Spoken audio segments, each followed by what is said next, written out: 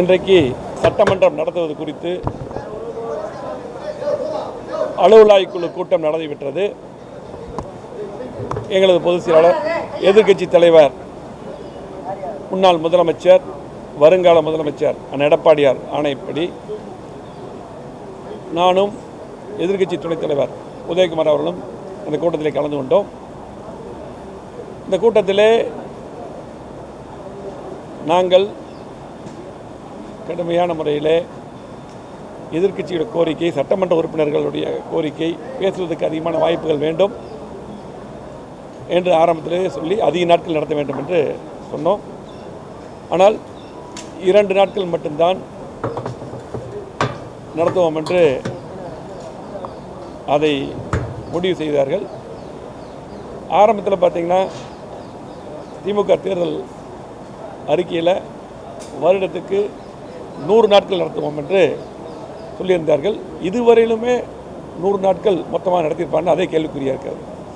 கடந்த முறை பட்ஜெட்லேயும் கூட பார்த்திங்கன்னா 9 நாள்லேயே முடிச்சிட்டாங்க பட்ஜெட்டை.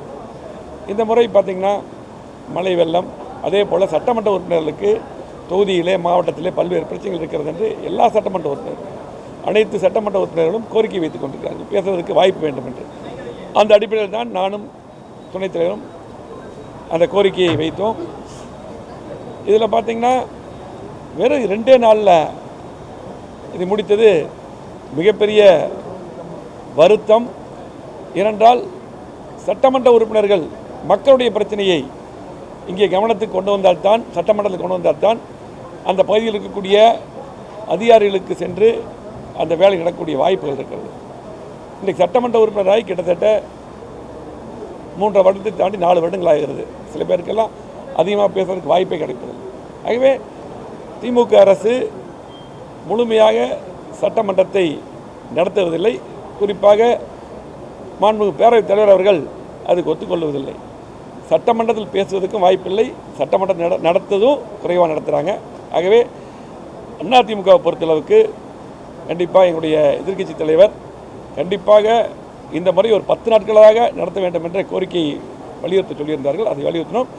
அதை அவர்கள் ஏற்றுக்கொள்ளவில்லை. அதே போல் பார்த்திங்கன்னா சமீபத்தில் இன்றைக்கு எங்களது பொதுச் செயலாளர், எதிர்க்கட்சி தலைவர் அவர்கள் இன்றைக்கு மழை வெள்ளம் பாதித்த பகுதிகளுக்கு விழுப்புரம் போய் பார்த்தாங்க நேரம். அது மட்டும் இல்லாமல் இந்த மழை வரும்போது இந்த கடுமையான என்னென்ன நடவடிக்கை எடுக்க வேண்டும் என்றும் அறிக்கை மூலம் சொல்லியிருந்தார்கள். இதுக்கு முன்னால் பார்த்திங்கன்னா சொத்து வரி பற்றி எங்களோட பொதுச் செயலாளர், எதிர்க்கட்சி தலைவர் சொல்லியிருந்தாங்க. அதுக்கு கூட தற்போதைய அமைச்சர் பதில் சொல்லியிருந்தாங்க. நான் உள்ளாட்சித்துறை அமைச்சராக இதுக்கு முன்னாடி இருக்கும்போது நானும் அந்த இதில் இருந்த அடிப்படையில் இந்த கருத்து சொல்கிறேன். அதாவது அதிமுக ஆட்சி இருக்கிறவர்கள் 10 வருடமாக சொத்து வரி உயர்த்தப்படவில்லை. இப்போ திமுக ஆட்சி 100%, 150% பார்த்திங்கன்னா இன்றைக்கு அலுவலக கட்டணங்களுக்கெல்லாம் 150, அதே வீடுகளுக்கெல்லாம் 100% அதிகம் பண்ணியிருக்காங்க.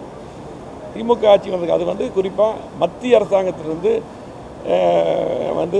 வலியுறுத்தல் வந்தது 15th ஃபைனான்ஸ் கமிஷன் அந்த நிதிக்காக இருந்தாங்க. நாங்கள் இருக்கும்போது 14th finance commission, 15th finance commission எல்லா நிதியும் நாங்கள் நேரடியாக போய் பேசி அதை பெற்று வந்திருக்கிறோம். இதுக்கு அது சம்மந்தம் இல்லை. மத்திய அரசு சொல்கிறது பூரா நம்ம ஏற்றுக்கணுங்கிறது கிடையாது. அவங்களும் அப்படி தான் எல்லாமே ஏற்றுக்கிறது இல்லை, நம்மளும் அப்படி இல்லை. அந்த நேரத்துலையும் கூட அதிகாரிகள்லாம் கூட்டம் நடந்தது. அப்பொழுது முதலமைச்சராக இப்போ இருக்கிற எதிர்க்கட்சி தலைவர் எடப்பாடி அவர்கள் இருந்தாங்க.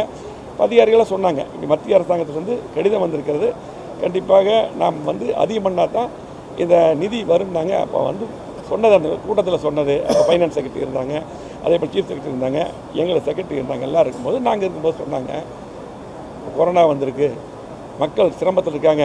கொரோனா இருக்கும்போது அரசாங்கத்துக்கு வருமானம் குறைவாக தான் இருக்குது, அந்த சூழ்நிலை எனக்கு தெரியும்.